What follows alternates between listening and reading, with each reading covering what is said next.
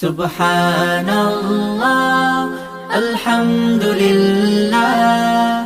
লা ইলাহা ইল্লাল্লাহ ওয়াল্লাহু আকবার লা ইলাহা ইল্লাল্লাহ লা ইলাহা ইল্লাল্লাহ আল্লাহু আল্লাহু আল্লাহু আল্লাহু আল্লাহু আল্লাহু আল্লাহু আল্লাহু আল্লাহু আল্লাহু আল্লাহু আল্লাহু আল্লাহু আল্লাহু আল্লাহু আল্লাহু আল্লাহু আল্লাহু